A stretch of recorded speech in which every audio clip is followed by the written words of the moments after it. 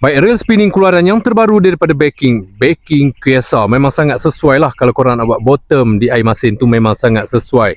Gunaan di air tawar dan juga air masin pun memang sangat sesuai. Tetapi untuk air masin dia lagi special. Untuk spool cap ni ada getah untuk perlindungan air supaya tidak masuk ke dalam spool, terutama sekali air masin. Korang boleh tengok ada getah seal ataupun rubber seal supaya mengelakkan air tidak masuk ke dalam spool. Lagi satu belah dalam dia pun ada rubber seal ataupun getah seal sekeliling ni supaya tidak mudahkan air masuk ke dalam reel, terutama sekali air masin.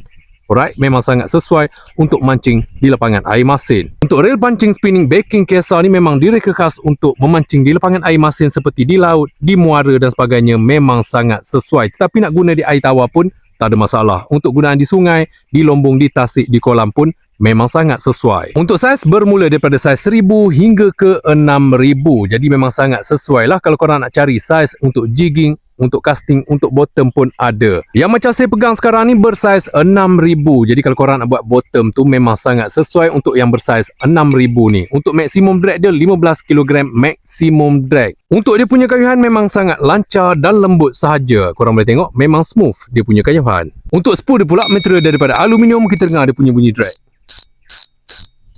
Dia punya bunyi drag memang syadu. Untuk max drag yang tinggi 15 kg maksimum drag. Jadi memang sangat sesuai untuk jigging, untuk bottom, untuk casting memang sangat sesuai. Harga dia mampu milik sahaja. Baking Kesa direka khas untuk mancing di air masin, sesuai juga memancing di air tawar. Dapatkan segera dengan harga yang mampu milik.